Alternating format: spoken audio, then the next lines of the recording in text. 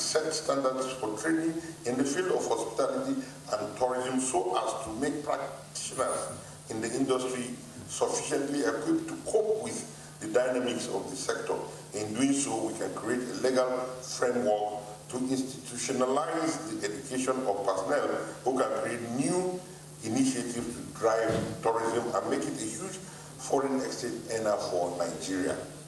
Today's public hearing is a testament to the fact that we have a strong desire in ensuring that this sector is well structured. Tourism is one sector we have not fully explored, taking into consideration the amount of landmarks and historical sites we have in the country. Beyond passing a bill to revitalize the tourism sector, we must do our best to promote tourism in Nigeria by continuously refurbishing and visiting these tourist sites and national monuments. This bill will go a long way in generating revenue, creating jobs, and making tourism sector very competitive with other sectors of the economy, as well as developing basic amenities around our tourist sites. I commend the chairman of the Senate Committee, Senator Matthew Urugede, and members of the committee for showing commitment to activities of this committee. I am confident that the stakeholders who are here today will give us a better perspective on the suitability or otherwise of this bill. We are open to criticism, and this 8th Senate is very concerned about involving professionals in making sure laws are properly scrutinized to the benefit of all Nigerians. Once again, thank you all for coming and have a very fruitful deliberation. I now wish, on behalf of the Senate President of the Federal Republic of Nigeria, declare this public hearing open. The Institute for Hospitality and Tourism is an existing institution under the Ministry of Information and Culture. It was established in 1988 as a result of a tripartite agreement between the United Nations Development Programme, UNDP, International Labour Organization, ILO, and the federal government of Nigeria. This bill therefore seeks to give it the legal backing for its operations in providing improved quality services and specialized training, as well as diploma and postgraduate courses in hospitality management in Nigeria, tourism management, transport and travel management, tourism and recreation, ecotourism, international travel and tourism management, tour guiding, food hygiene, International Air Transport Association, IATA, United Federation of Travel Agents Association, foundation, stroke consultancy and management levels, hospitality operations, cooking and pastry services, etc. In line with best legislative practices of allowing participation by the stakeholders and general public in the making of laws for the Federation, the committee, after holding several meetings and interactive sessions with its members and stakeholders, decided to hold this one-day public hearing. I therefore look forward to the recommendations of these stakeholders and indeed general public here present. On our part as members of this committee, we will work diligently and transparently to justify the confidence and trust reposed in us. Your Excellency, distinguished ladies and gentlemen, I want to thank all of you for your presence, attention, and patience. We really appreciate and cherish the encouragement and solidarity you have extended to us. After I read the bill and juxtaposed various legal opinions, I'm of the view that the bill is overwhelming and overreaching the mandate for which Hotel was established, which is principally as a training institute. The bill, in my opinion, is giving Hotel the position of both trainer and regulator of everything related to tourism, thereby disregarding the legality of other parastatals under my ministry. I therefore wish to advise that the bill be revisited and redrafted for Hotel to operate strictly as a training institute, so that government is seen to be more focused on the business of tourism, professionalized with each distinct agency and organ. As we work together in developing and promoting tourism, please be assured of my cooperation at all times. Let me pause for a moment and add that in drafting this bill, Mr. Chairman, we would like to look at examples of similar countries whose economies are driven largely by tourism. Utali College is the best tourism training college in Africa. Its mandate is simple and straightforward: to develop a highly qualified and globally competitive human resource for the hospitality and tourism industry by providing quality tourism education, purposeful research, and consultancy. The Tourism Product Development Company of Jamaica is a similar institute as tourism aspires to be. Its mandate is simple: to create, organize, and conduct training and skills upgrading programs which facilitate the development of the human resources in Jamaica's tourism industry. These two examples, Mr. Chairman, should guide us in putting together a similar institute that will provide capacity for the tourism sector in Nigeria. Let me end by submitting that comments have been made on the draft bill, which will be submitted to the committee for further review. When you come here, you should look at the bill critically and speak to the bill section by section. And so we would have wanted to know, what are the portions of the bill that are in contravention with already existing or extant laws of Japan that will make it dovetail into the functions of other agencies. But since you have said that you would submit a written document, I believe that that will be contained therein. But that was what we expected to see for you to address. Thank you, Mr. Chairman. Thank you. I think that we don't really have much to do right now than to listen to our guests that were invited. This is a lawmaking process, and this is the first procedure, inviting people, because he said if at the end of the day, if it's handed to law, it's going to be operated by someone, and then of course it will guide some people and some agencies. So I think that it's important we get inputs, because the law will not be passed today. After that, we will now be able to go back as a committee to look into the liquidity, and of course the memorandum sent to us. But I believe too that as a ministry, this is an agency under the Federal Ministry of Agriculture.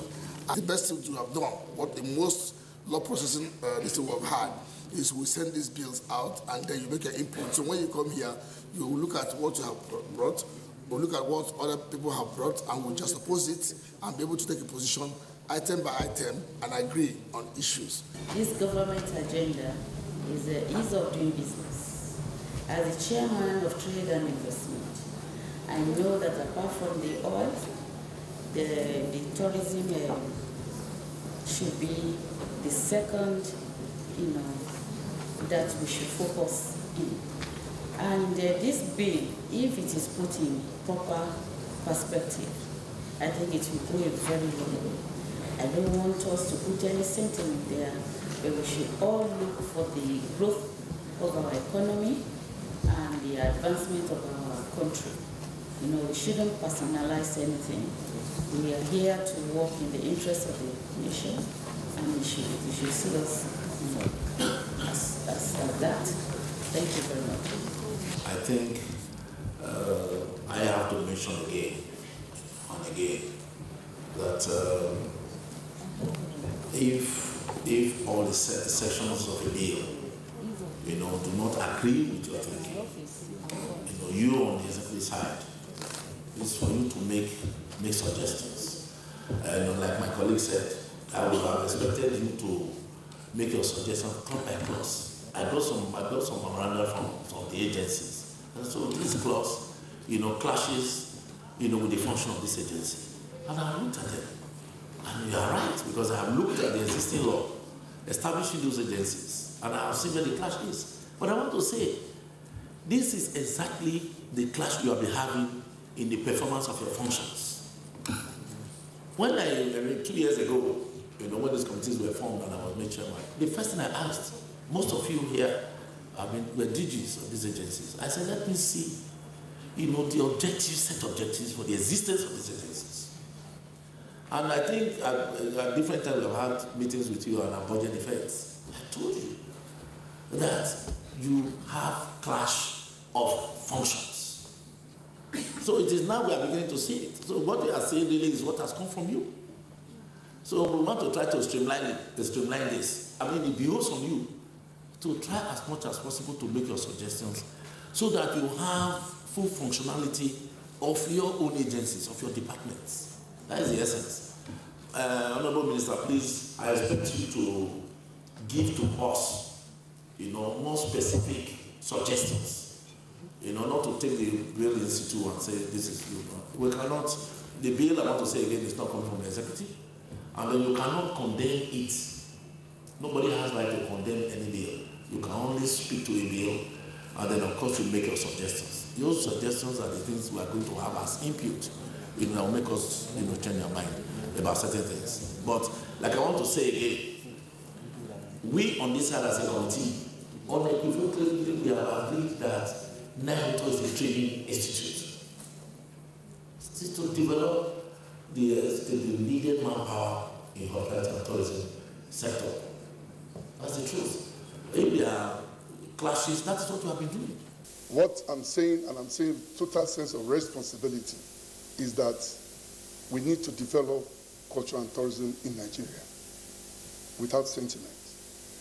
The issue of a law for every parastatal, I am not competent enough to disagree with these wonderful settings, but I'm in position just to raise a point.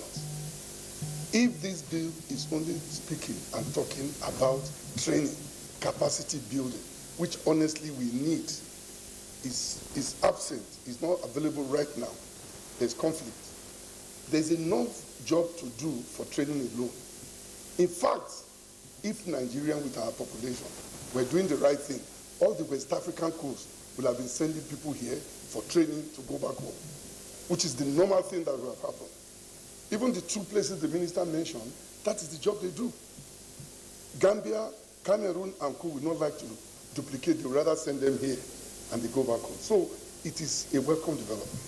But please, the issue of regulation, I'm happy you have addressed it. I've come here today to say, honestly, the 8th Senate, wonderful, respected Nigerians, have done the job with ease. May I like to just beg finally, sir, since you say we cannot clap, in tourism and culture we celebrate every day.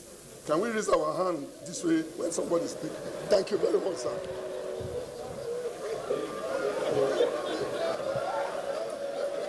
Sections 4, which states the functions of NTDC, as well as sections 14 and 15, especially of our Act.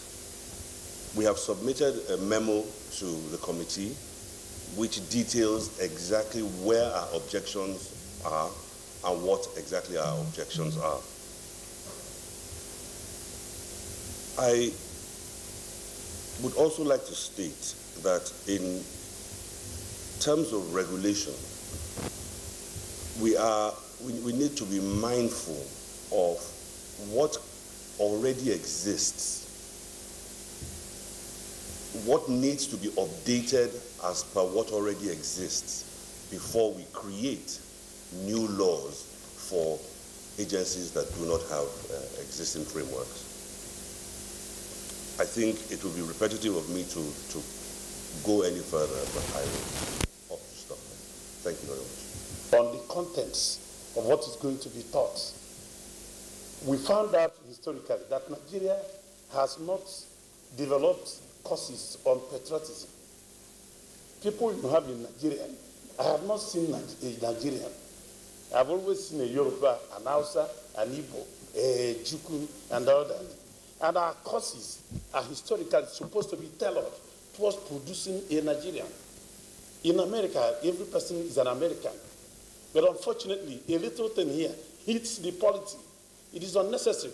If eventually this group cannot come up with the contents of what shows a patriotic Nigerian, you can then decide to set up another cultural institute that can prepare people to produce Nigerians in a Nigerian culture fully integrated.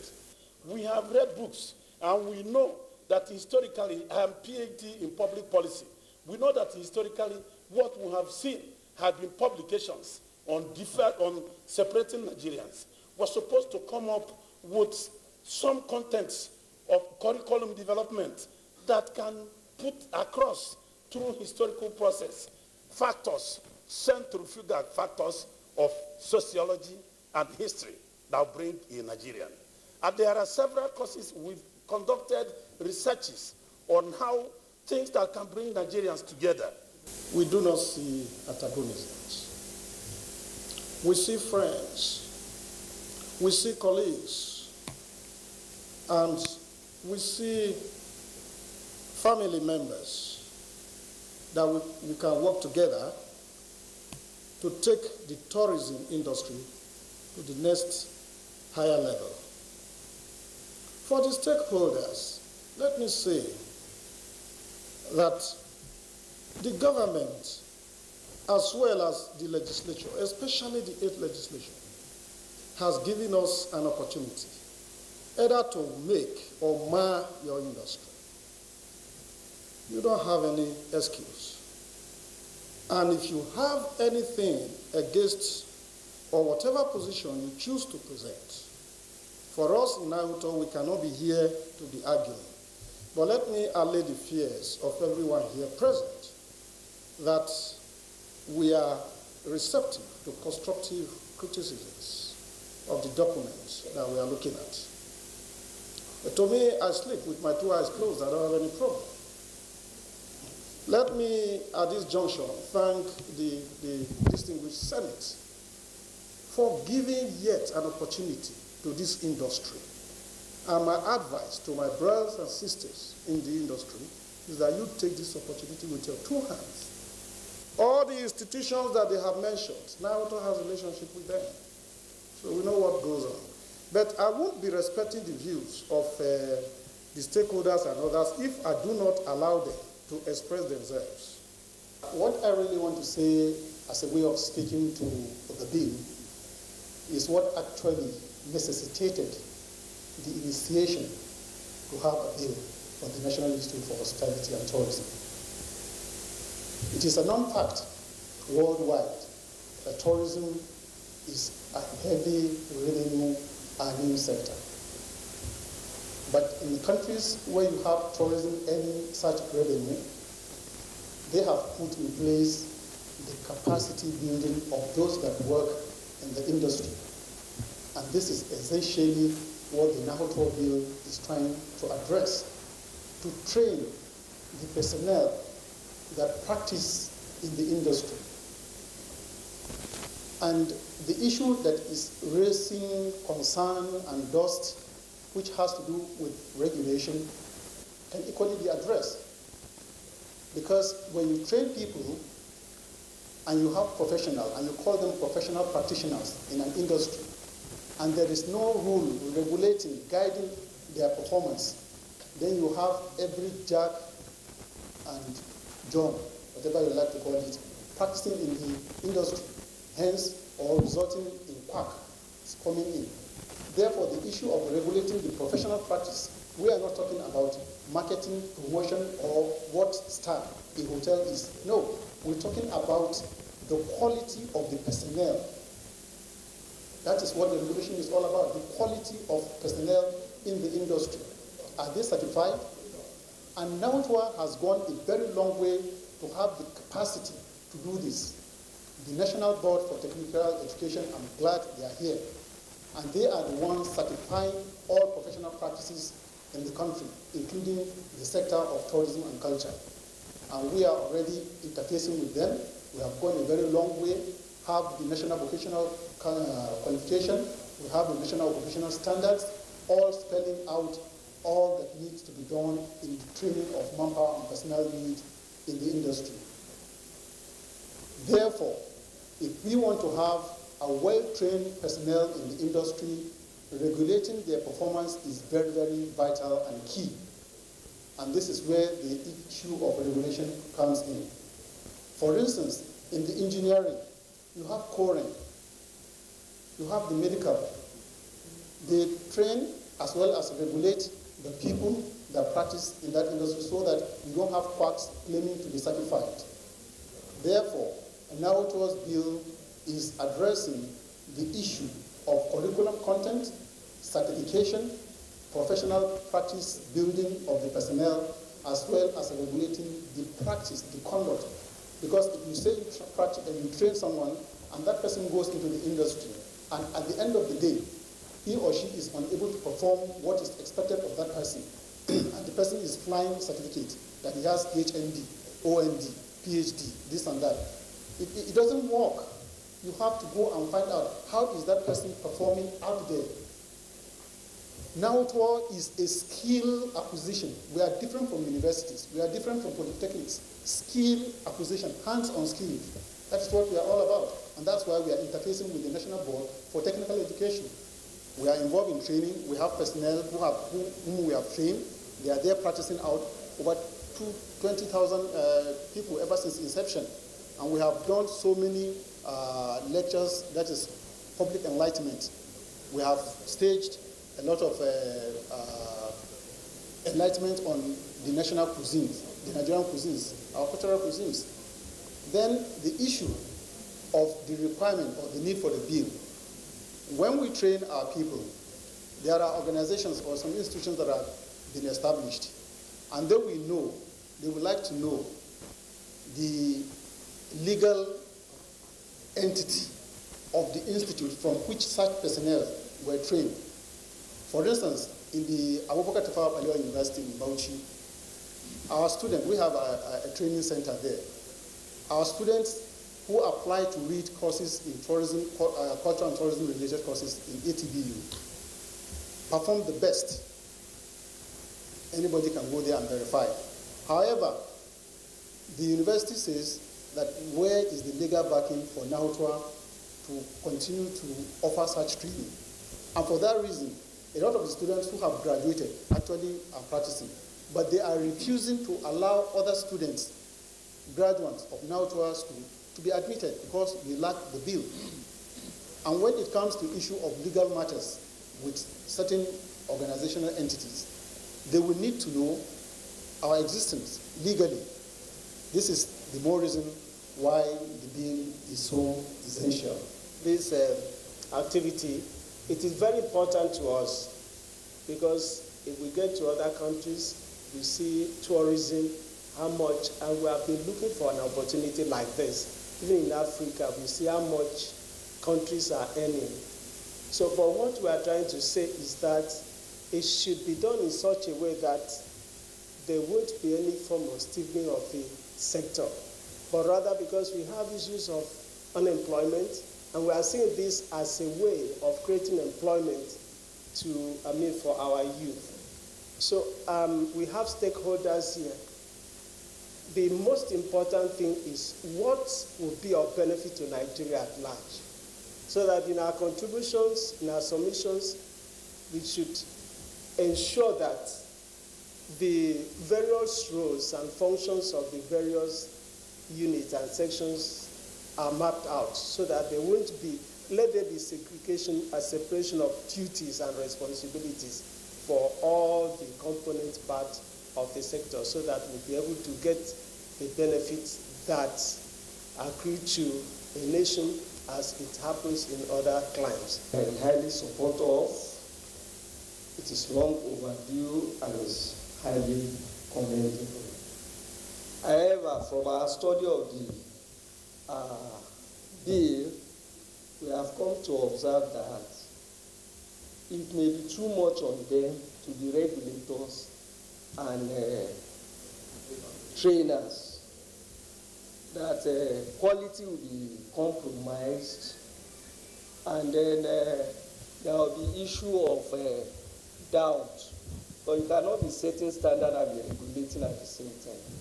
That is our position. We believe that it will be better for them to set standard and then regulate professionalism in that area. Sections 440 and 41 of the bill conflict with the laws of the National Universities Commission. So the submission we made is that it clearly conflicts with the provisions of NUC Act, sections 4, section 40, and section 41.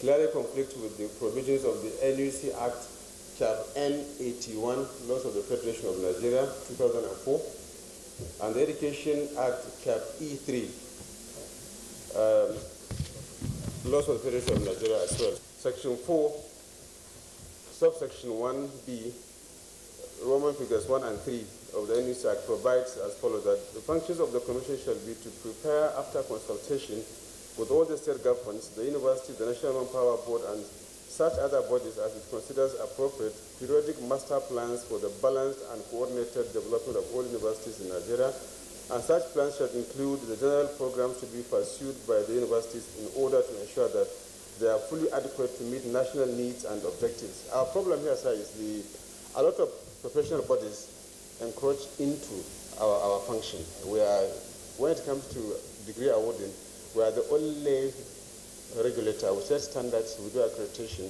and all academic programs taught in Nigerian universities are our exclusive preserve and purview according to the laws and according to the constitution of this country. So they cannot, Mr. Chairman, the law we looked at, it's all encompassing the law they are trying to have, that they can do accreditation, that they can set standard, that they can go and visit. They can't do that, sir. If it is university, if it is degree awarded, if it's just professional, what we always advise them to do is allow us as universities to produce students for you, then you take them, give them exam, give them whatever you want to give them, and I call them professionals. But while they are in the university, they are our own. We regulate what they do, we regulate the teaching and everything in the university system. So the laws they have about them setting standards, about them doing training, they can do that as long as it's professional training after qualification. We're also to recommend for the establishment of new academic units in existing universities, or the approval of proposals to establish such academic units. Section 10 of the Education Act provides as follows: that the power to lay down minimum standards for all universities and other institutions of higher learning in the Federation, and the accreditation of their degrees and other academic awards is hereby vested in the National Universities Commission in formal consultation with the universities for the purpose, after obtaining prior approval, therefore, through the Minister of Education from Mr. President. Furthermore, Mr. Chairman, Section 25 of the Education Act affirms NUC as the appropriate regulatory authority for the setting up of minimum standards and accreditation of all disciplines of degree programs of all Nigerian universities. This provision is the statutory implementation of Item 60 of the exclusive legislative list as contained in the second schedule of 1999 Constitution of the Republic of Nigeria, as amended, which states thus: the establishment and regulation of authorities for the Federation or any part thereof to provide minimum standards of education at all levels. These sections conflict with, manifestly with the provisions of Section 4, subsection 1b of the NUC Act as quoted above. A close perusal of these provisions reveals that they wrongly subjugate the existing overriding power of the NUC over disciplines and programs of Nigerian universities to that of the appointment and tenures of the Director General, that is number 13. We are asking that the academic qualification of the Director General must be set. That is, the minimum qualification should be set. And then we are also asking that the items number 29, 1 to 8 be removed. And then we are also saying, suggesting number 30, registration and provisional member.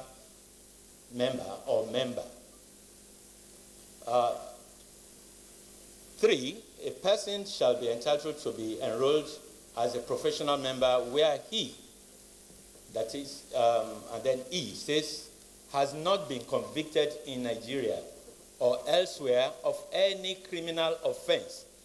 But they went further to say involving only fraud and dishonesty. But we believe that once you have any form of criminal offense, you should not be qualified for that position. And then we are asking that the involving fraud and dishonesty be removed. Number 38, payment of membership and practicing fees.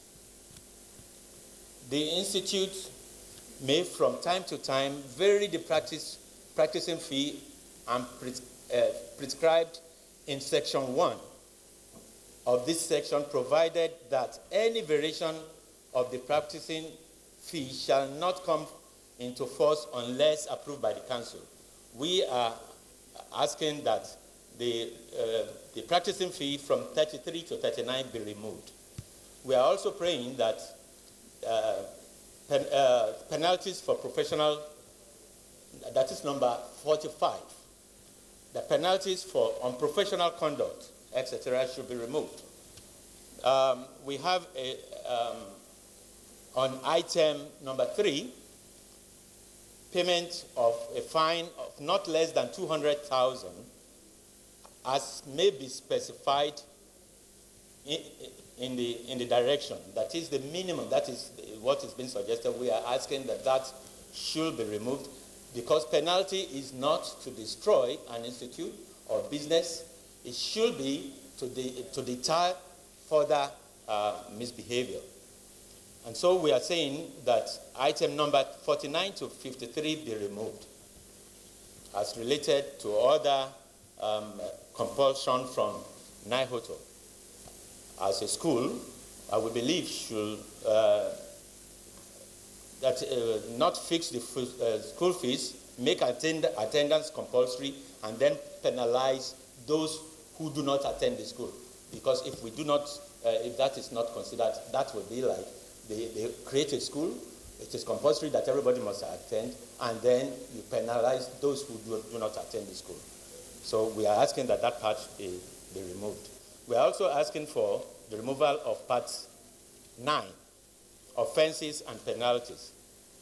Number 49, the fear of the public, because Federation of Tourism Association represents all the private sector, and we have given a lot of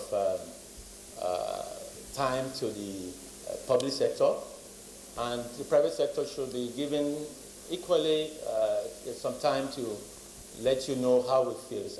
Members of the committee are optimistic that if the bill, when passed into law, will put in place a legal and institutional framework that shall train manpower in the hospitality and tourism practices.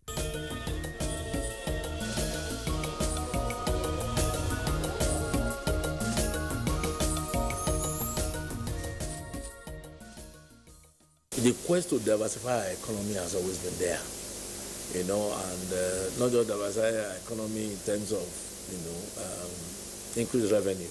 We are equally looking at job creation. You know, we know that hospitality and tourism sector is one area that has huge potential for development, you know, that can, of course, create this much desired increased revenue and job creation. The informal hospitality sector, you know, contributes about 4% of our GDP, but it is still predominantly, you know, unregulated, you know, and because there is no special regulation and there is no special training of manpower in this industry. You look at it, beer parlor business, for instance, you know, these informal hospitality centers that you have, you know, you really do not have a documentation because the industry is not formalized, and not just formalized, you know, we don't even have people that are properly trained. You know, I mean, it's common knowledge, you go to a place or this hotel that I've come to, you know, their service is very poor. You go to Bukas, oh, the service is very poor. You go to beer parlors, oh, this service is very poor. And then that will determine whether you give a tip or you don't give a tip. And when you ask, oh, these people are not well trained. And then we are saying, organized hotels, like whatever description, whether it is a low hotel, whether it's a 10-star hotel, you know, and then of course other hospitality centers, you know, tourist attractions, you know, it can even be, you know, a museum, you know, anywhere tourists can go to. It can be a shrine, it can be any edifice, you know, of importance. There are people that, you know, that are trained, tour guiding, you know, ecotourism, you know, these are all different areas of tourism and hospitality. And we are saying, where to start from is first to identify an institute that will train people for hospitality and tourism sector. All right? Train people, because there's already an institute that has been existing in this country since that was like 1988. And if you are talking about 1988 now, we are actually talking about 39 years. So you can see that really, on paper, there is an institute that exists for training of manpower in hospitality and tourism. And just like the story, that I mentioned today, this institute was formed or put in place by the federal government, the United Nations Development Program, UNDP, and the International Labour Organization, ILO. But it has been existing for 39 years, but there is no legal framework, there is no institutional framework. And you can imagine that one again at downstate, it has always been existing in obscurity.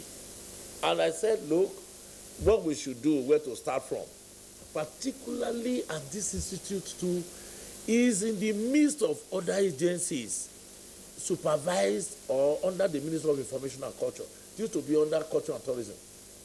There are other agencies that are existing.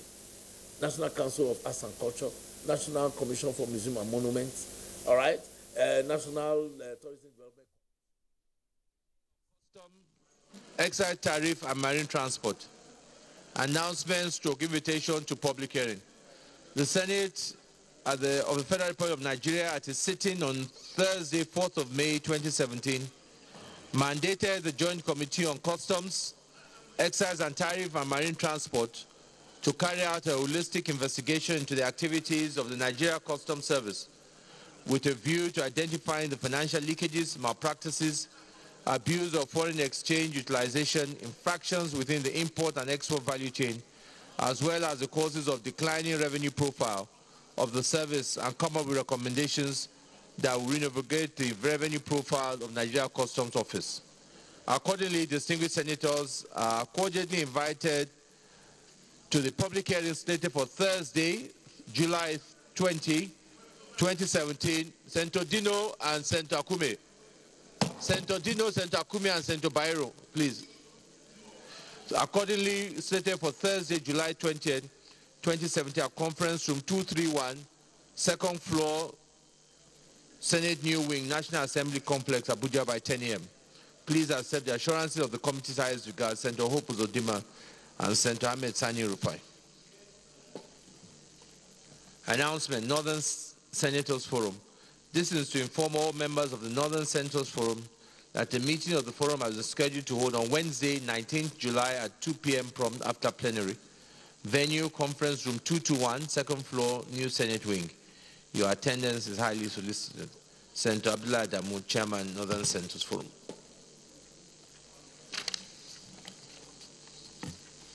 I wish to acknowledge the presence of staff and students of Mayor's Global School, Kokona Local Government, Nasarawa State, staff and students of LEA Primary School, Kuje, Abuja, who are in the gallery to observe the Senate proceedings. I wish them a fruitful observations of our proceedings.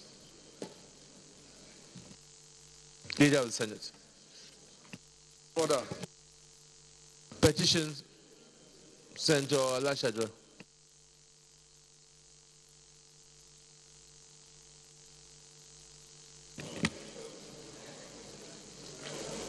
Your Excellency, the President of the Senate of the Federal Republic of Nigeria, distinguished colleagues, my name is Senator Omotayo Alasho-Adura, representing Ondo Central Senatorial District. I come under Rule 41. Your Excellency, may I read, or I should go straight to the petition? Go ahead and read.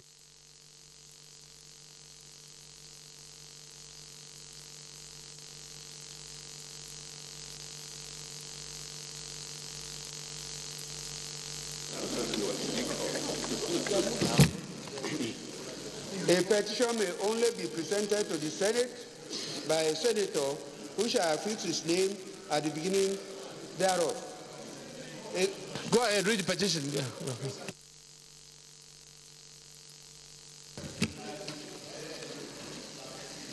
Your Excellency, I have a petition from my constituents, Colonel Gabriel Adetuji, retired, and 37 other officers and soldiers who were unjustly arrested, tortured, and convicted for the 1995 Phantom Coup plot saga. The said officers are praying the intervention of the Senate on their demands for promotion and compensation, especially following the gazetted unconditional pardon by the then head of state, General Abdulsalami Abubakar, on 14 February 1999, via Federal Republic Official Government Gazette number 33, volume 23 of 16th May 1999. With your permission, Your Excellency, may I lay the petition? Yes, come and lay the petition.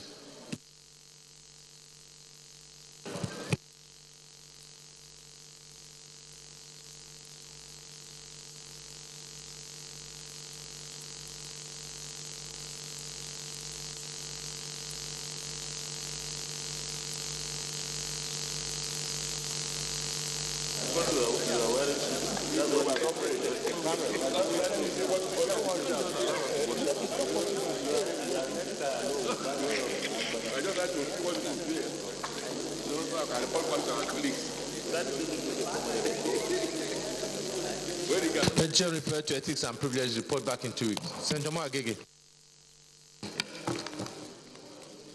Thank you, Mr. President.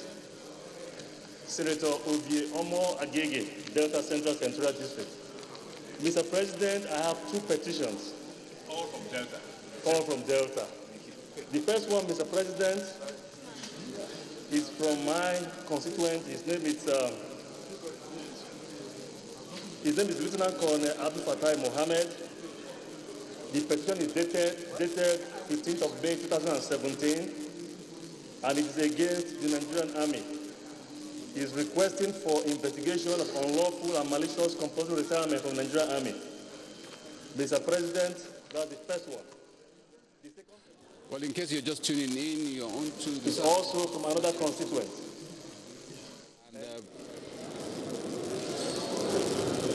today, on the 19th of July 2017, on this edition of the program from the National Assembly Senate, the Senate has just resumed after a closed-door session, and as we have said earlier, activities on the order paper indicates that 5 bills are slated to be presented, and 2 reports will also be presented. That will include that of INEC on the screening of 12 nominees with the appointment of resident electoral commissioners. There will be 2 motions that will be moved. There will be 4 reports that will be considered, and 11 bills will also be considered. So the plenary is now back in session.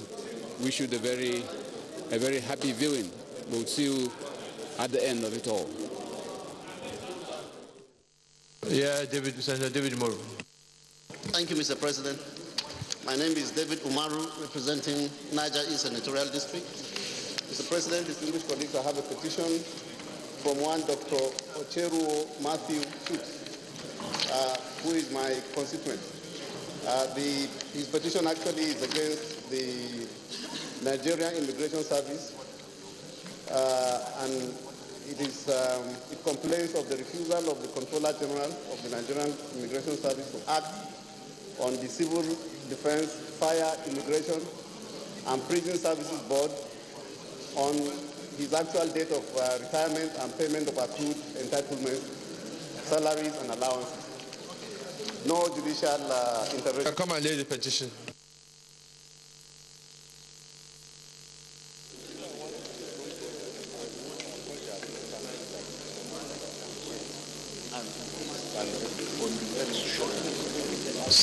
Petition is referred to ethics and privilege, report back in 2 weeks. Senator Benjamin Wajimogu. Thank you, Mr. President. My name is Benjamin Owajimogu. I represent the people of Imo North. I have a petition from Dr. Matthew Echeruo. The petition is against the Controller General of Immigration for his refusal to grant him his retirement payment, which have been overdue, which have permission, Mr. President. I will lay the petition. Come and lay the petition.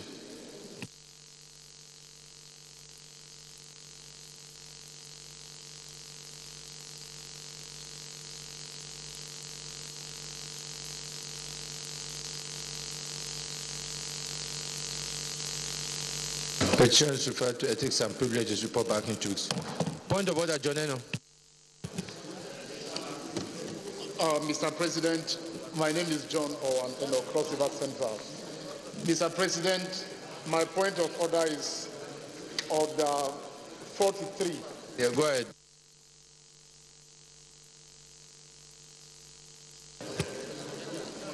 I'll read. By the indulgence of the Senate and the leave of the President of the Senate, a senator may make a personal explanation, although there be no question before the Senate.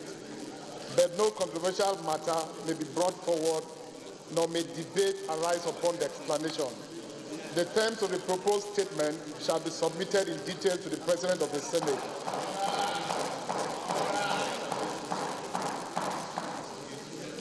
When is leave to make it is sought? Mr. President, on Thursday the 13th last week, a delegation of the Mbembe People's Assembly from Abuja local government of Cross River State in Cross River Central came to the National Assembly on a peaceful protest. The main highlight of that visit was a protest, that was centered on the hostilities and the crisis between the people of Osopong in Abuja local government and their neighbors of Ebonyi State. Now, it will be a failure of representation on my part. Distinguished colleagues, there's too much noise in the chambers. Distinguished colleagues, there's too much noise in the chambers. Senator Darie. Yes, Senator General. Yeah, Mr. President, if I don't bring this to the attention of the Senate, it will be a failure of representation on my part. For the past 2 years, I think that between me and the two senators representing Ebonyi State, on that axis, Senator Sam Egu and Senator Binaoga, have actually been involved in a few efforts on our part, trying to visit those areas each time there has been an outbreak of hostilities and war. And I think that in Cross River Central, the two local governments that are involved are actually Abi local government and Obubra local government. Whereas in Ebonyi State, you have Iko local government and Izi local government. These two local governments are represented by two senators in Ebonyi State, whereas in Cross River I represent those two local governments. Now this crisis has remained festering. This crisis has gone on unabated, almost on a weekly basis, and besieged with too many complaints and text messages about people being killed, about property being destroyed, about communities being sacked as a result of the crisis that has continued to exist. And I think that in the past, various committees have been set up. The joint committees between the two states, National Boundary Commission, Federal Office of Surveys, have met and have made recommendations to the National Boundary Commission about the need to properly delineate the boundaries between these two states. I'd like to join my voice that while this is not done, while this is not implemented, that there is, a toll in terms of the number of people that are losing their lives, in terms of people that are displaced, in terms of communities that are lost as a result of this, and that it's important and imperative, and it needs to be done now. This crisis predates almost 1988, and it's continued almost on a weekly basis. And I think that I'd like to call the attention of this agency that this needs to be done. Each of the times there are a lot of accusations about complicity on the part of security agencies. It's important to also call on the IG of police, on the chief of defense staff, on various heads of security agencies about the proper conduct in terms of the relationship and in terms of the handling of boundary disputes and crises between communities. And I think that if all these are taken and are done, I think to restore peace and harmony in these neighboring states. Thank you, Mr. President. Thank you, Senator General. So the chairman of the relevant committees will take note of your comments, observation, and look into the issues. Leader of the Senate. Mr. President, very distinguished colleagues, the first business of the day is the presentation of a bill standing in the name of Senator Suleiman Hungui on the National Information and Intelligence Database Establishment, etc. Bill 2017. Mr. President, may we invite the Clerk of the Senate to read the short title of the bill. Clerk of the Senate. Mr. President, distinguished senators, National Information and Intelligence Database Establishment, etc. Bill 2017, SB 529, first reading. National Information and Intelligence Database, etc. Established, etc. Bill 2017, SB 529, first reading taken. Leader of the Senate. Mr. President, very distinguished colleagues, the second business of the day is the presentation of a bill standing in the name of Senator Stella Odua on the harmonized retirement age of the staff of the National Assembly Service Bill 2017. Mr. President, you may wish to invite the Clerk of the Senate to read the short title of the bill. Clerk of Senate. Mr. President, distinguished senators, harmonized retirement age of the staff of the National Assembly Service Bill 2017, SB 534, first reading. Harmonized retirement age of the staff of the National Assembly Service Bill 2017, SB 534, first reading taken. Leader of the Senate. Mr. President, very distinguished colleagues, the third business of the day is the presentation of a bill standing in the name of Senator Foster Ogola on the Demutualization Bill 2017. Mr. President, may we invite the Clerk of the Senate to read the short title of the bill. Clerk of the Senate. Mr. President, distinguished senators, Demutualization Bill 2017, SB 531, first reading.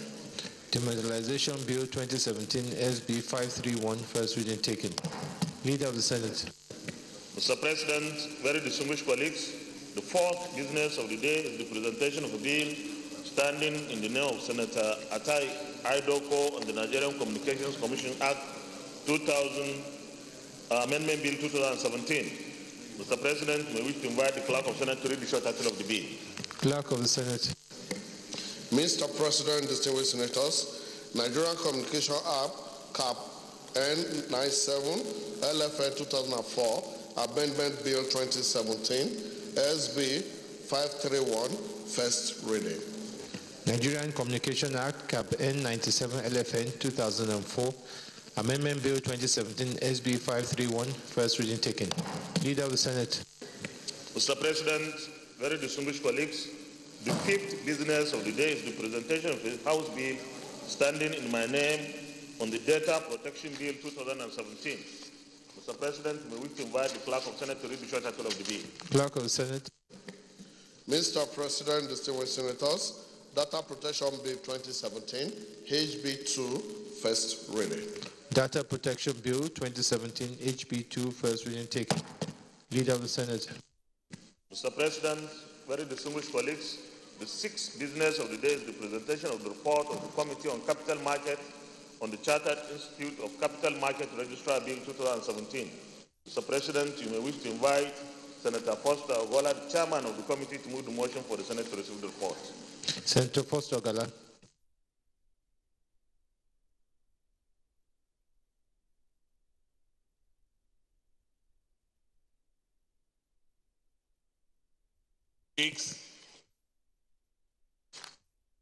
I'm Senator Foster Ogola.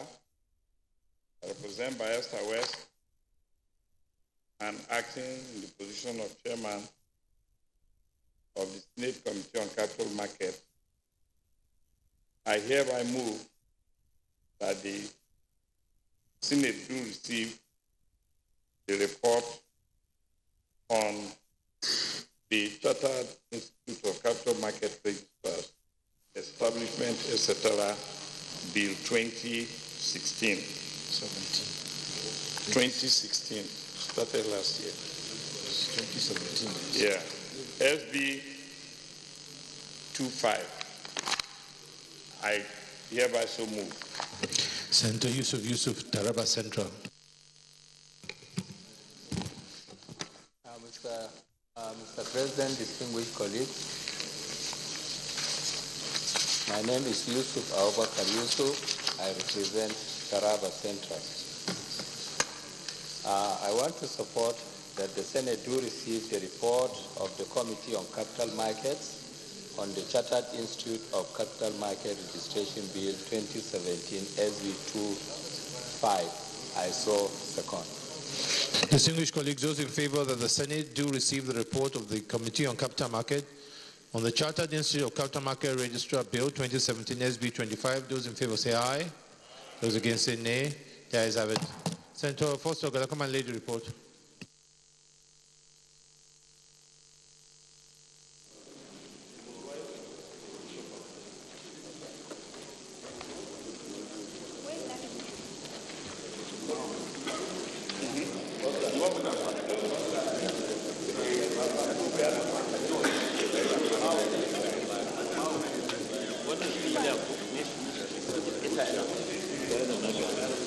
Leader of the Senate.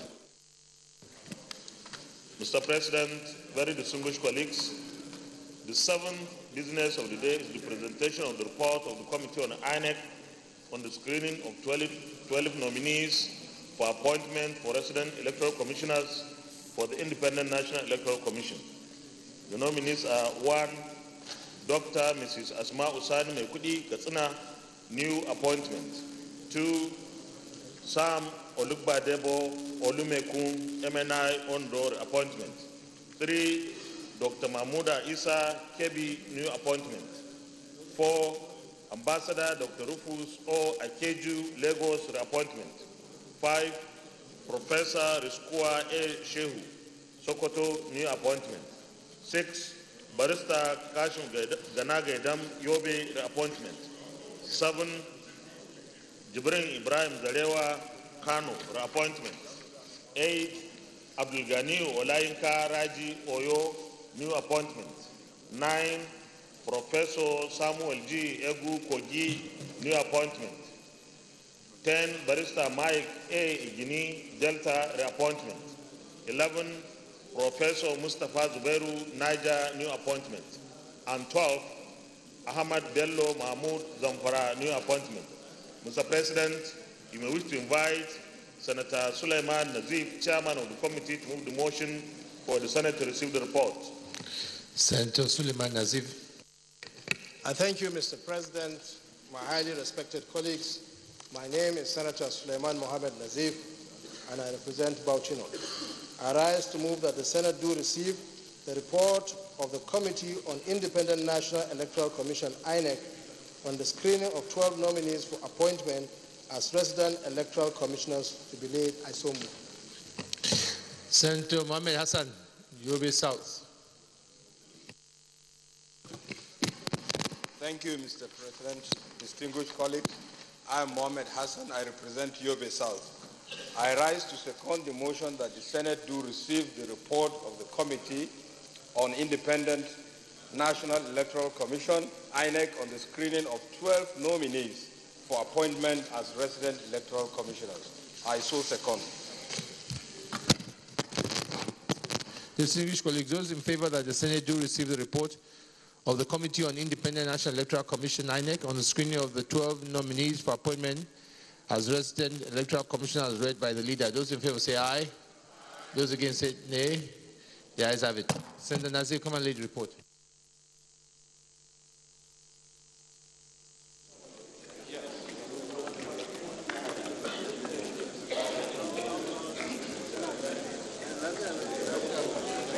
Leader of the Senate.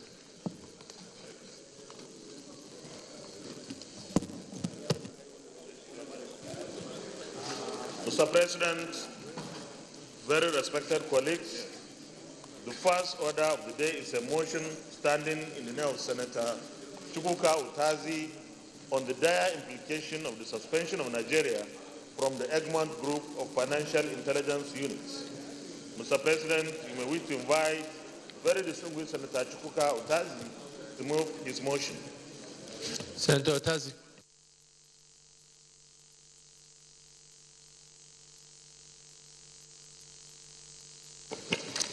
Thank you, Mr. President.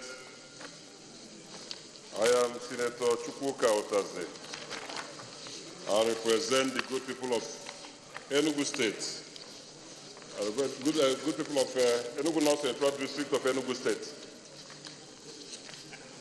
Mr. President, I rise to move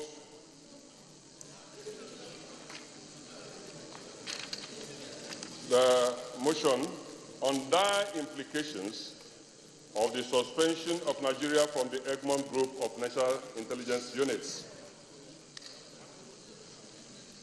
Mr. President, this Senate notes that the Egmont Group is a network of financial intelligence units and is the highest intergovernmental association of intelligence agencies in the world, with about 152 member countries or state parties who sit regularly for the purpose of sharing criminal intelligence and financial information bordering on money laundering, terrorism financing, proliferation of arms, corruption, financial crimes, economic crimes, and similar offenses geared towards the support of local and international investigations, prosecutions, and asset recovery.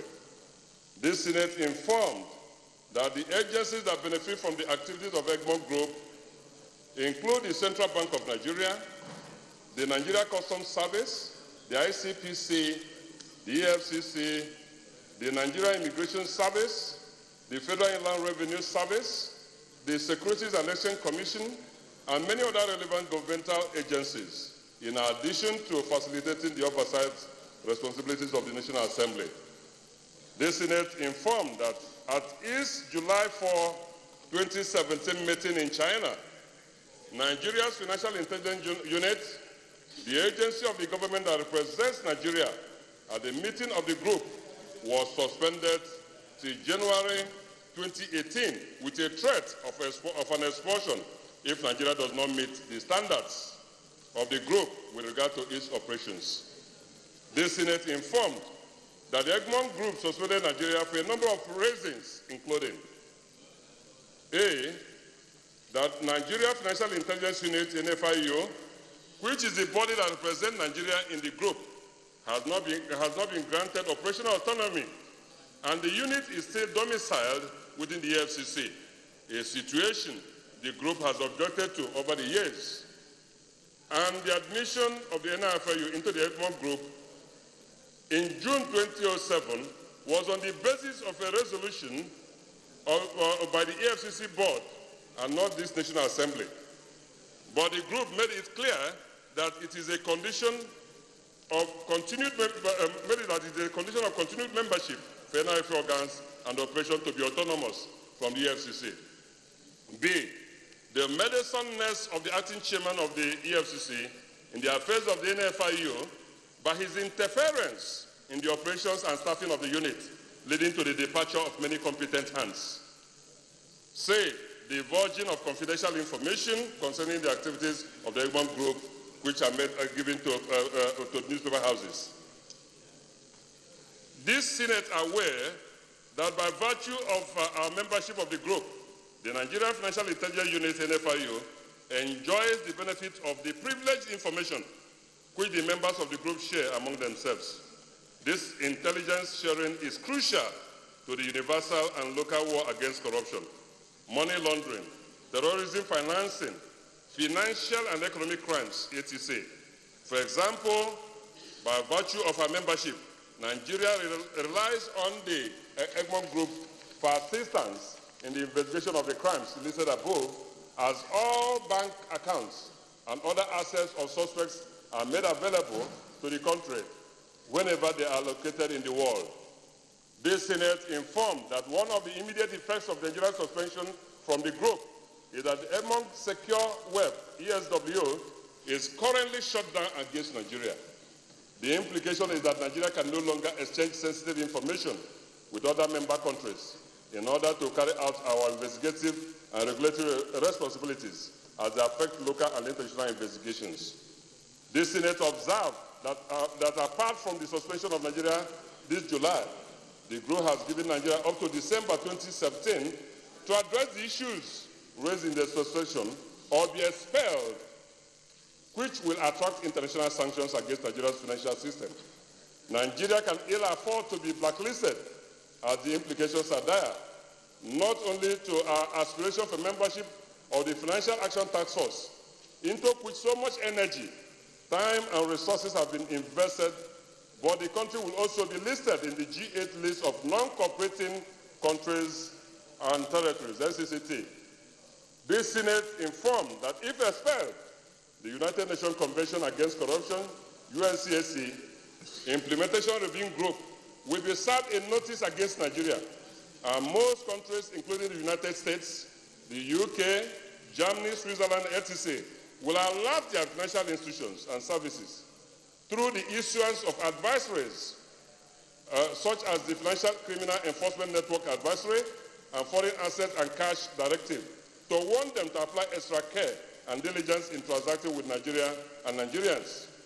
The huge political and economic implications of such action is better imagined. An expulsion might also, under certain conditions, attract the imposition of financial transaction limits, including the withdrawal by certain countries of scholarship to students of Nigerian origin. This Senate concerned that this sanction will necessitate that Nigeria will undergo the process of fresh application, which takes years to accomplish, in addition to subjecting Nigeria's financial standards to a total and strict review by international bodies such as the World Bank and IMF. An asset recovery or repatriation to Nigeria can be slowed down or even stopped, and all painstaking efforts for the full membership of Financial Action Task Force will be in vain if this suspension is not quickly reversed.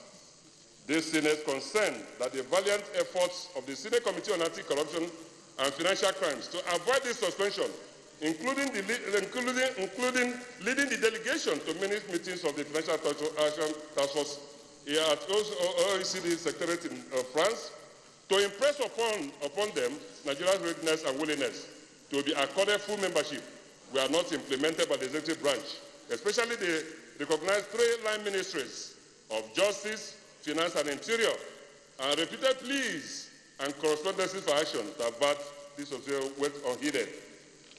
This Senate concerned further that in view of the non-cooperating stance of the executive branch, the legislative branch will have to urgently leverage on its institutional mechanism to ensure that Nigeria's suspension from Egmont Group is reversed.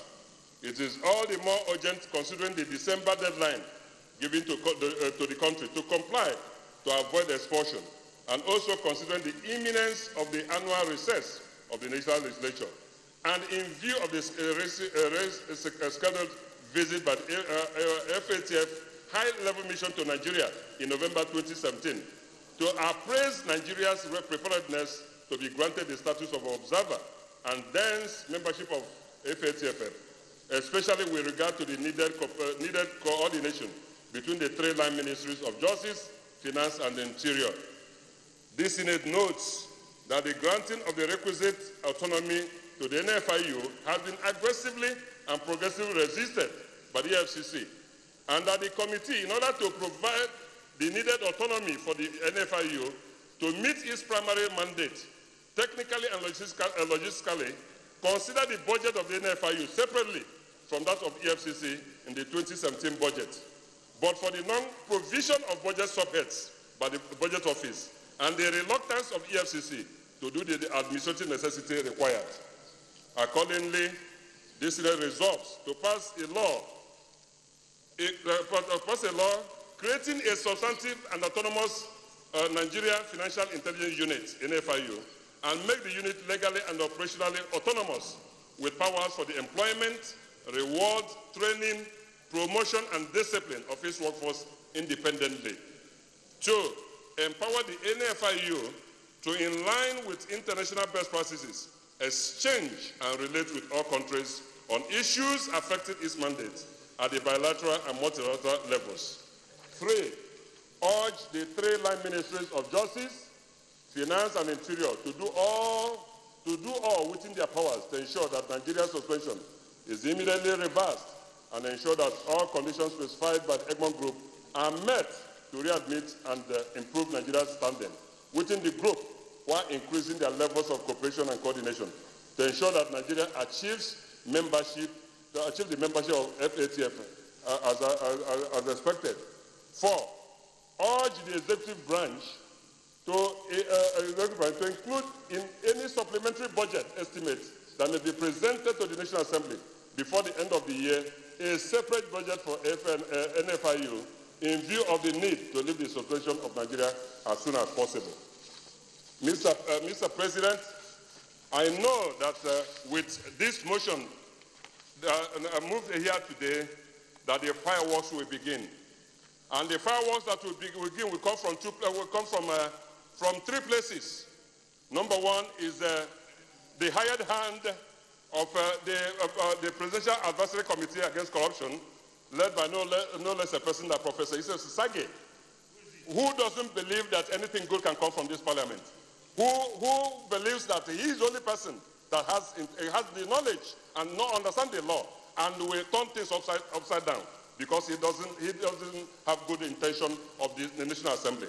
The number two is Mr. Femi Falana, the senior advocate, and the Stormy Petre, who will also come up against these issues, the genuine efforts we are making here to make sure that things work. But we are not going to renege. This is the Senate of the Federal Republic of Nigeria, and we are going to live up to the billing of this body and ensure that we do things rightly. The third is the hired and sponsored media critics of the Senate and the NAS as a whole, who may tomorrow be hired to appear in the television houses to turn things upside down instead of addressing the issue that is before here. Aware of these efforts, I'm also aware that they are aware that the efforts of the 7th Assembly under the chairmanship of the Senate Committee on Anti-Corruption here, my friend, distinguished Solomon La, he did so much in the 7th Senate, I was told, to get these things done here. But powers that be turned it upside down. And here we are. The thing that should have done the 7th Senate, if it was done, followed by what the chairman of that committee did, would not be where we are today.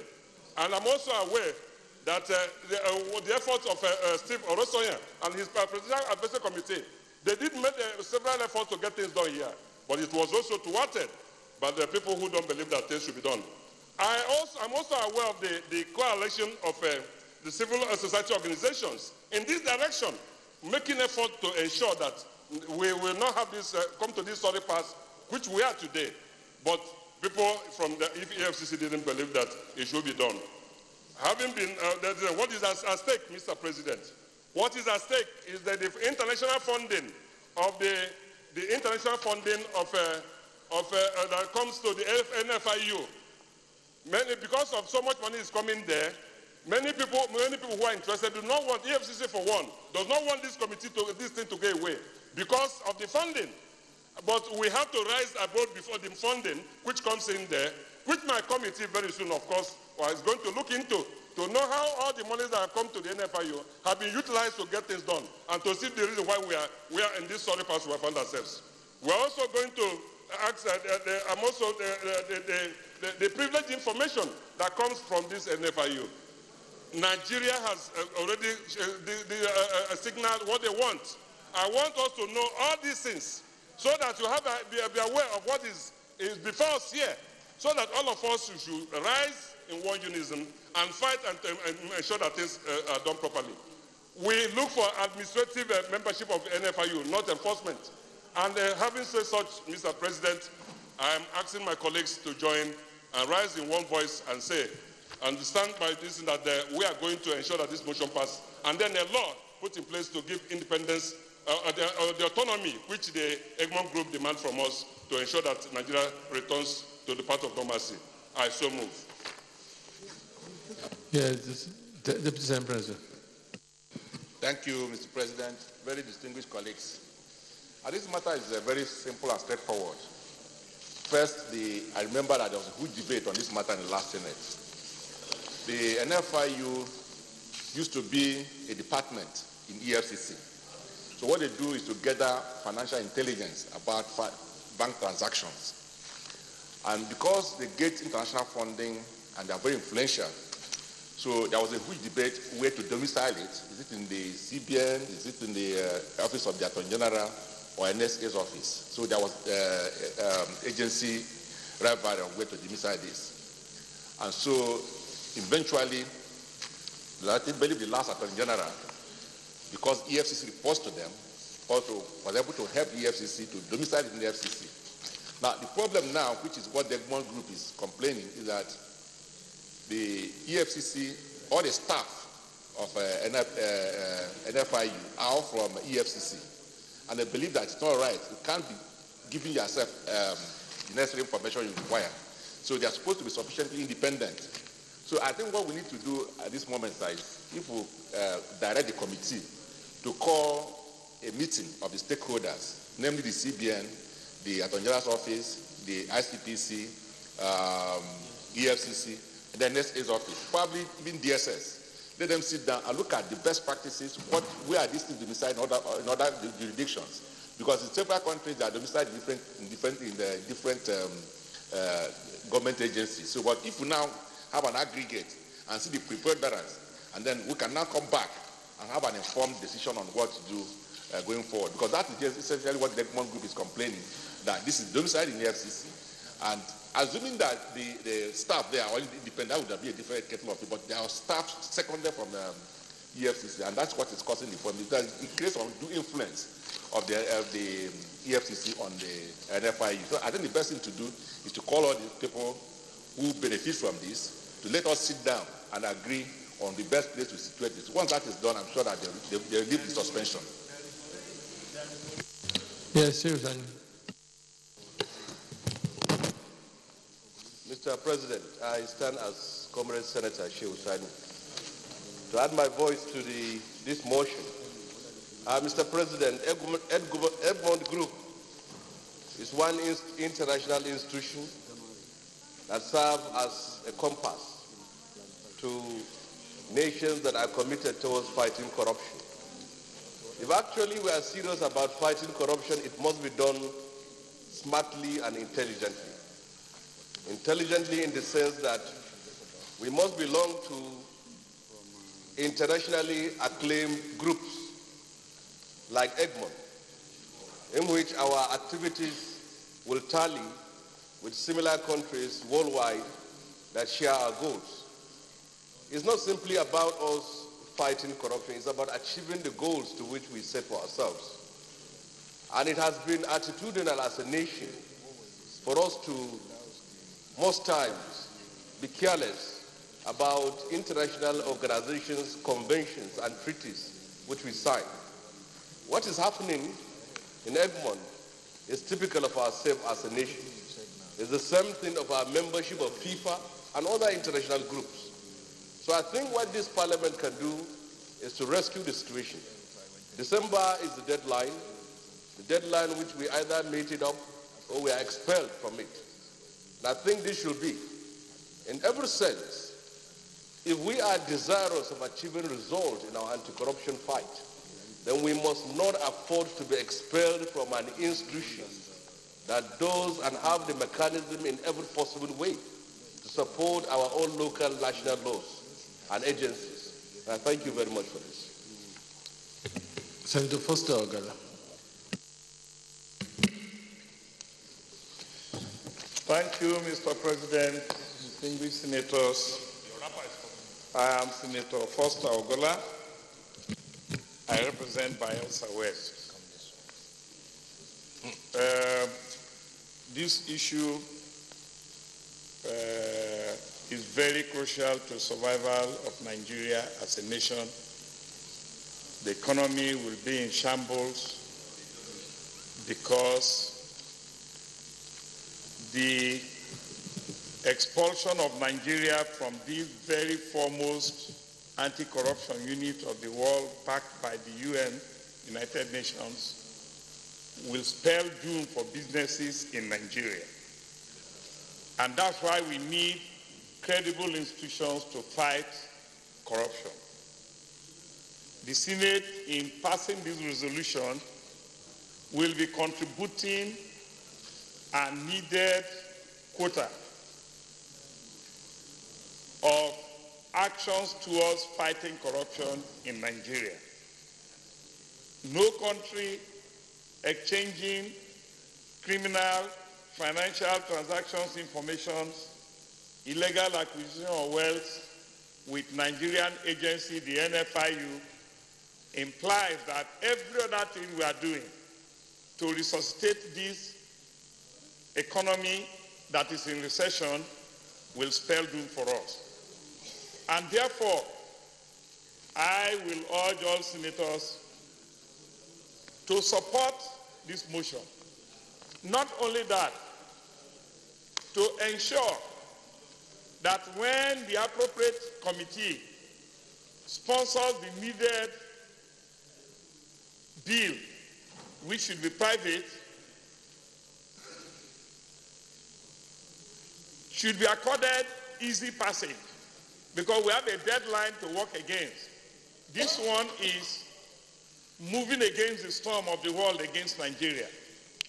And therefore, I crave the indulgence of all distinguished senators to support this motion and also support the consequential bill that will come up on this, so that we will be seen as a Senate, as a National Assembly, as a national and credible legislature that is doing our own bit in the fight to sustain the economy and credibility of Nigeria.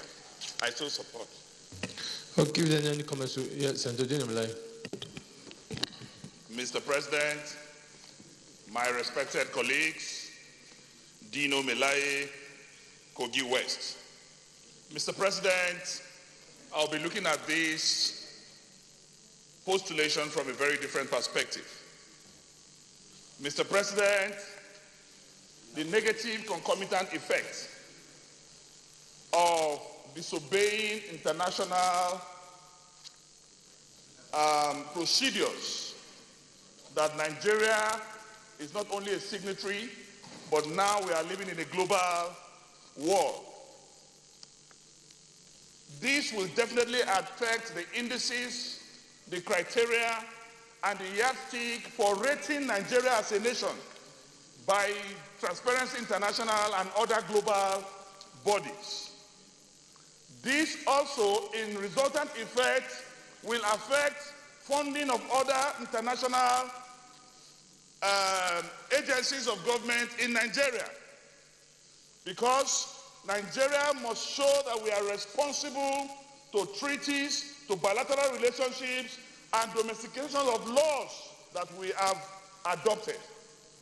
Mr. President, separating the NFIU from EFCC will show that we are sincere in the fight against corruption. Today, we all know that there is serious interference with the activities and operations of the NFIU.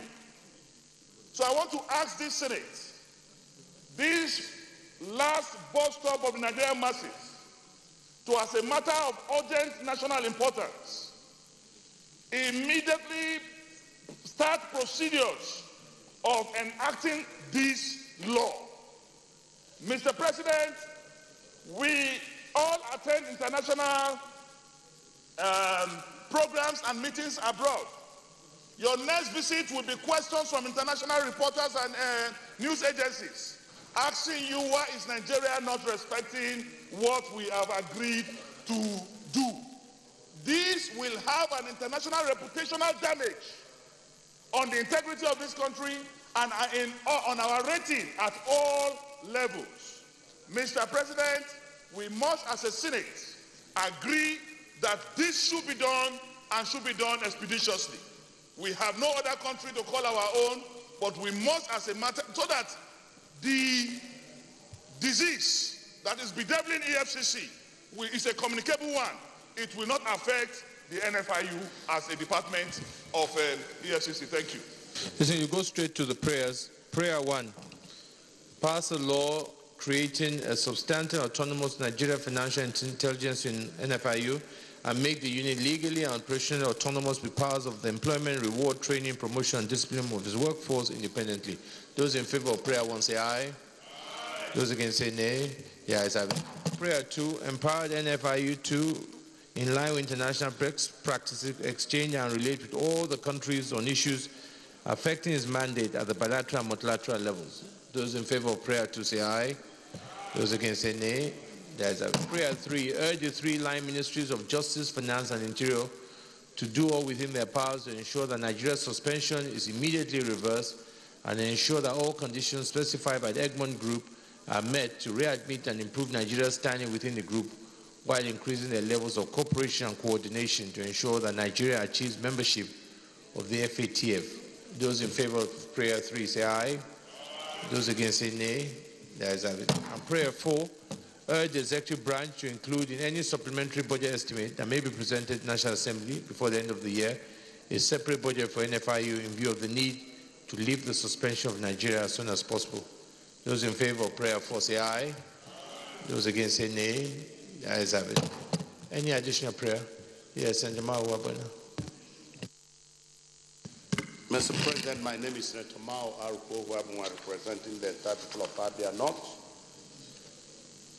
for Abia State. Mr. President, in support of this all-important motion, I want to say that we should resolve that the Committee on Anti-Corruption should come up with a bill within 4 weeks. They should come up with a bill that will necessitate the creation of a substantive and autonomous NIF. That's prayer 1.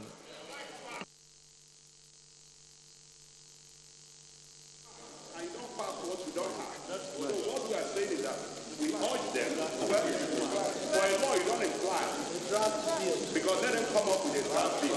That is the right. Yeah, any seconder? Yes, and Idoko.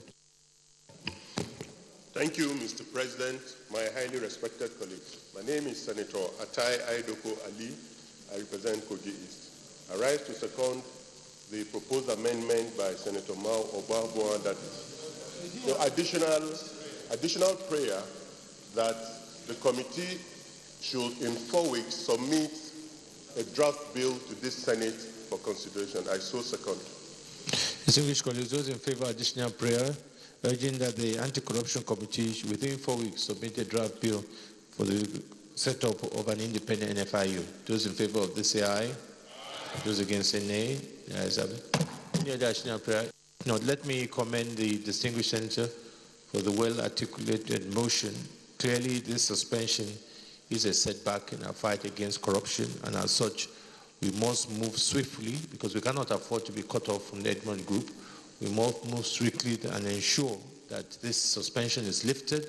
And one of the things that we need to do is to ensure that we pass this bill as soon as possible, where we give independence to NFIU, and any of the other activities that must have led to this must be stopped. And the Committee on Anti-Corruption will carry out the oversight to ensure this. The sooner we get suspension lifted, the better for our image and the fight against corruption.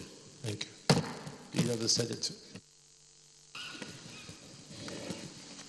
Mr. President, very distinguished colleagues, the second order of the day is a motion standing in the name of Senator Theodore Oji on the anti-malaria drugs banned by the European Union, still being sold and consumed in Nigeria, need for the Senate to investigate. Mr. President, you may wish to invite Senator Theodore Oji to move his motion. Senator Theodore Oji, Abia Central. Thank you, Your Excellency, the Senate President, my distinguished colleagues. My name is Senator Oji Ochendo. I represent Abia Central.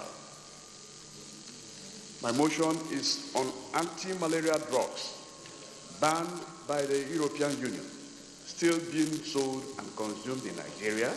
The need for the Senate to investigate. The Senate notes that recently the European Union banned the sale and consumption of 42 anti-malaria drugs in all countries within the European Union. The Senate notes that the 42 anti-malaria drugs are Alaxin, Amodiaquin, Arinet, Axumax, Artimax, Antimedin, Antisunet, Atrixin, Camoquin, Copixin, Daraprim, Fascinil, Flavoquin, Dunet, Hanfan, Malaretine, Paudrin, Pasmotrin, and the others.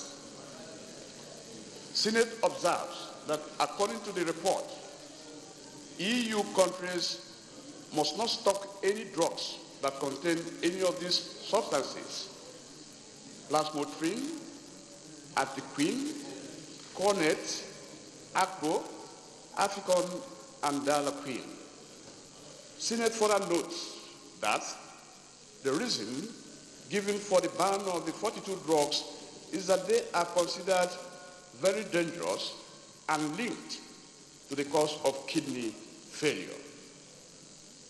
Alarmed that all the 42 anti-malaria drugs banned in Europe are still being stockpiled and sold and consumed in Nigeria. Concerned also are the enormity of the danger the continued sale and consumption of these drugs can pose to the health of Nigerians. Senate observes that the situation is already trending and generating panic and concern among medical practitioners and members of the public. Senate observes that the National Agency for Food and Drug Administration and Control and Standard Organization of Nigeria, SOM, which had hitherto waged ceaseless war on the influx of fake and substandard items into Nigeria, have not adequately addressed this issue. Senate therefore observed that most of the drugs on the banned list of drugs are very popular and common in Nigeria and are easily obtained across the counter with or without proper requisite prescription. Senate notes that the president of the Nigerian Medical Association, Professor Mike Ogrima, has already confirmed the delisting of these drugs by the European countries. Accordingly, Senate resolves to direct the Senate Committee on Health to urgently investigate the veracity and authenticity of this matter and brought back to the Senate for further action, because the only difference between us and members of the European Union is our color.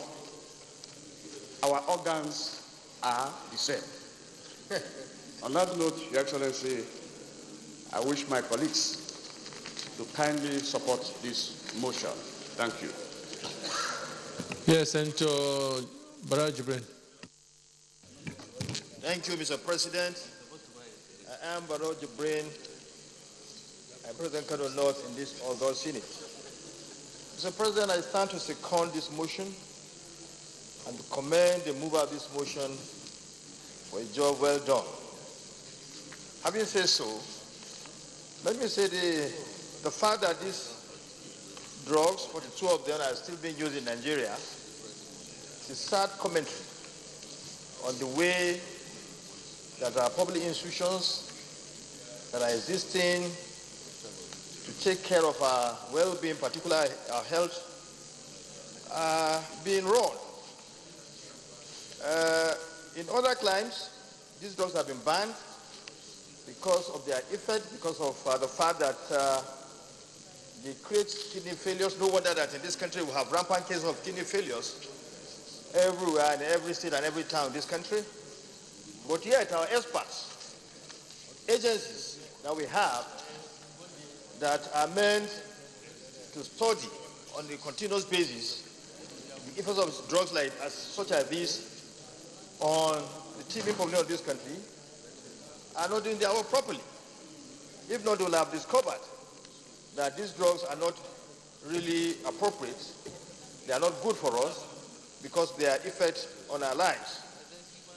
I think it's quite important that agencies like NAFDAC should really be called upon, and our experts in the health sector should also be called upon to quickly intervene to make sure that the havoc being created by these drugs will no longer allow that to continue, by immediately making proper finding and coming up with a proper report that will clearly tell us the situation.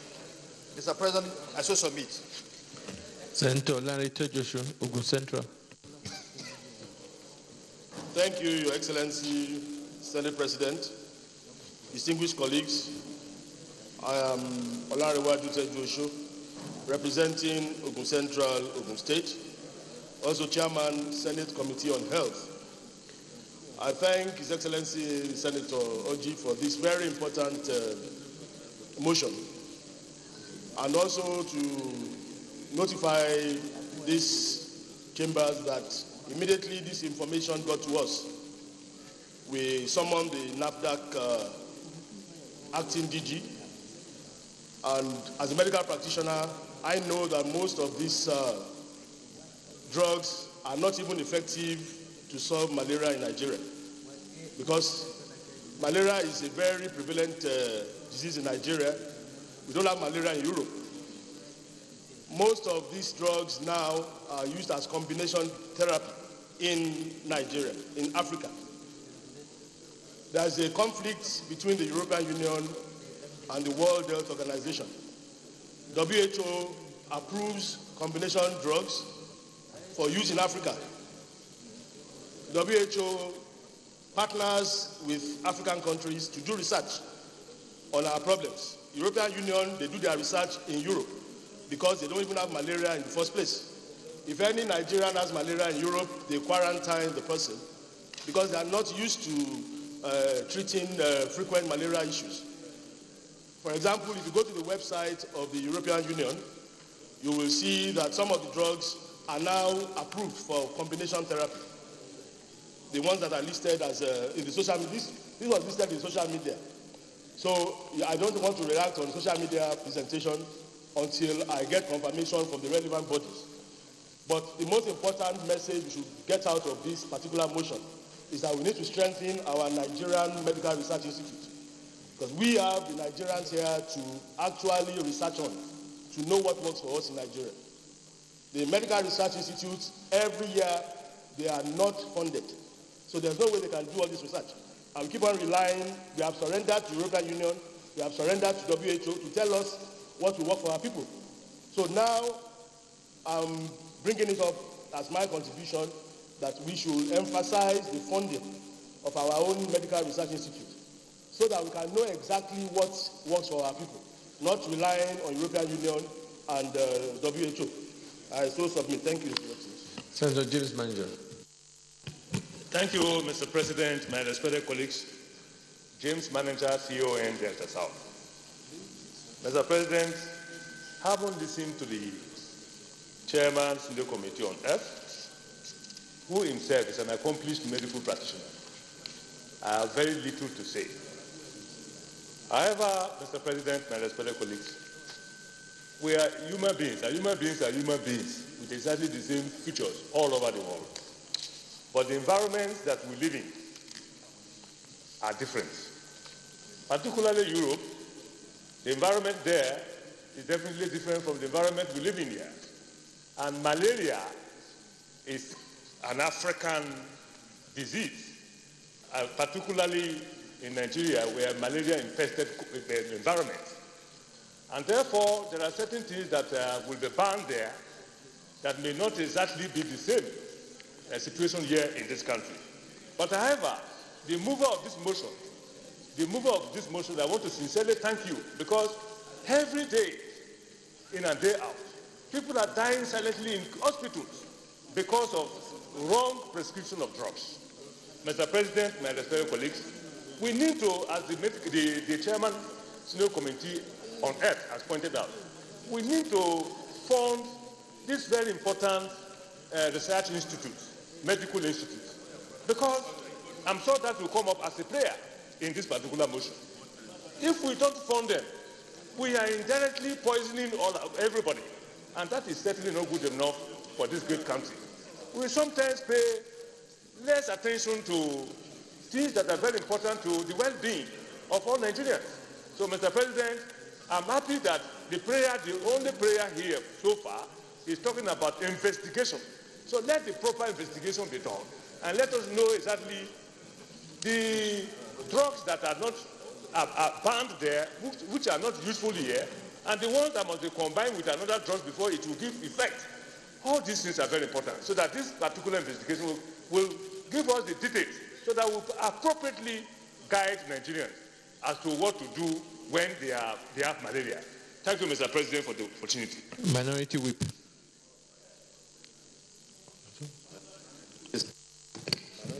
Minority Whip is not in your, Mr. President. Thank you, Mr. President. Distinguished colleagues.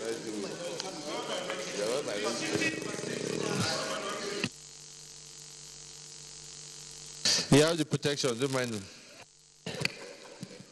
Thank you, Mr. President, distinguished colleagues. I remain Senator Boacha, I represent Taraba South.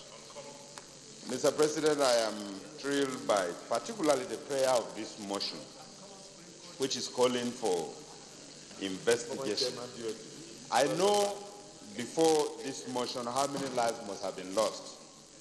And I want to say, Mr. President, that the European countries are taking advantage of Nigeria's population. Why do I say this? Could it be European countries or even our businessmen? The landmass, the population of close to about 200 million, makes it easier for some of these drugs to get to rural areas that are unaware of the dangers associated with its consumption. I am sure in places, even if NAFTA Step Up campaign, before this campaign get to places like Zuru, like Shabama and maybe Far North and all that, or Bomambi and all that, it becomes a problem. But for those who are in metropolitan areas, Abuja, Lagos, and it's easier to avoid this danger. And I think it's very, very important, and we take this motion very seriously, because only God knows how many people have perished. A while ago, the minority leader was sharing with me somebody who took this halfan and then started jumping and hit himself to a wall. Of course, the explanation sometimes could be, this is the imitation. It's always like that, just to allow the entire drug flood the market. So I think if we treat this motion with the desired attention and seriousness, we will save lives, Mr. President. So I add my voice that we take this investigation seriously. Both Standard Organization of Nigeria, NAFDAC, and all associated agencies should put heads together and ensure that this matter is treated with the desired attention. Thank you, Mr. President. Distinguished colleagues, I think I've taken, can we go to the prayer? Direct the Senate Committee on Health to urgently investigate this matter and report back to the Senate for further action to save the lives of Nigerians. Those in favor of prayer say aye. Those against say nay. There's an additional prayer. Any additional prayer? Distinguished colleagues, let me commend the mover of this motion. And as we all know, this is really our primary responsibility here as senators to protect the lives of our citizens. And as such, we must look into issues like this. I hope the Committee on Health would get to the bottom of it and make necessary recommendations so that we can put an end to this kind of events that are totally avoidable and should not happen in our society. Leader of the Senate. Mr. President, very respected colleagues, the third order of the day is the presentation and consideration of the report of the Committee on Judiciary, Human Rights and Legal Matters on the Whistleblowers Protection Bill 2017. Distinguished senators will recall that the report of the committee was laid on Thursday, 8 June 2017. Mr. President, you may wish to invite Senator David Umaru, Chairman of the committee, to move the motion for the presentation and consideration of the report. Senator David Umaru. Thank you, Mr. President. My name is David Umaru. Distinguished colleagues, I rise to move the motion that the Senate do consider the report of the Committee on Judiciary, Human Rights and Legal Matters on the Whistleblowers Protection Bill 2017, SB 158, I so move. Senator Geshambasi.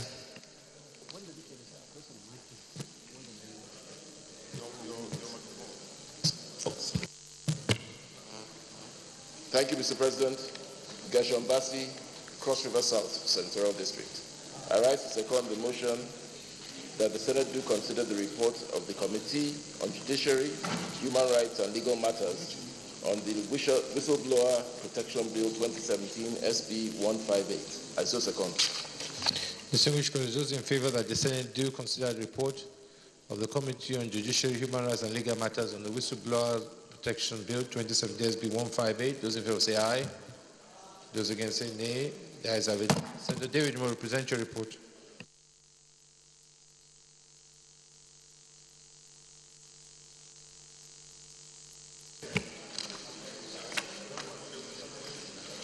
Thank you, Mr. President.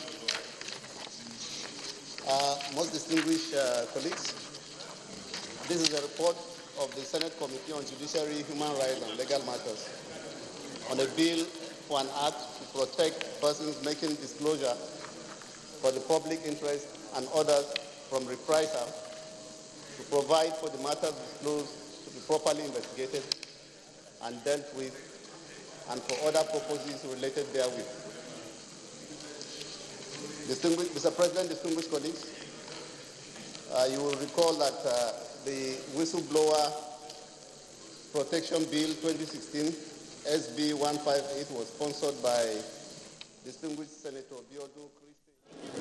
Yes, one of the very important motions being moved today is that to do with the anti-malaria drug that is being banned by the European Union, but unfortunately is still being sold and consumed in Nigeria.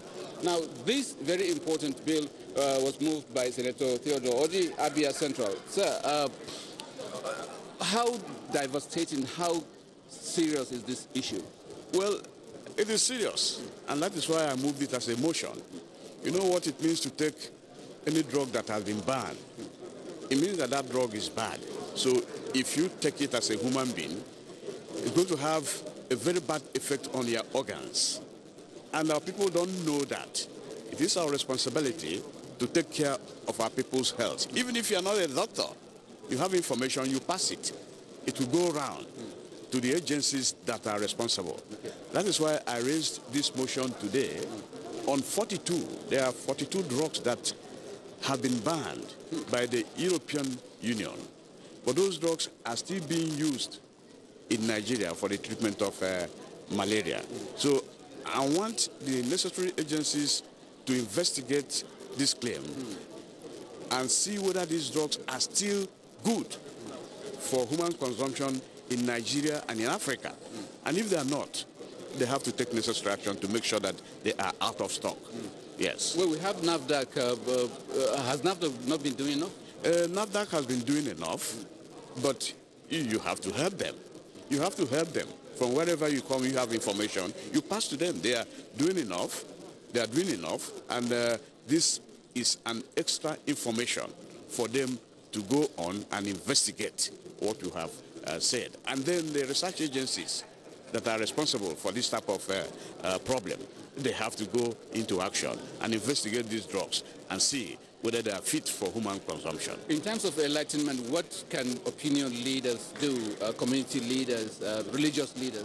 Well, the enlightenment will come after investigation, because this has to be investigated. That is the only request in that motion, for this, what is contained in the motion, to be investigated. And when it is investigated and found to be correct, then the enlightenment will start. But all the same, since we have said it, those who are conscious, those who are afraid of dying due to bad drugs, can avoid this type of drugs and tell doctors, please prescribe the one that is suitable for my system. I hear that these drugs have been banned. Give me other drugs. There are other drugs also used in treating malaria. Thank you very much indeed. Thank you, my dear. Well, this is how far we can go on this week's edition of From the National Assembly Senate.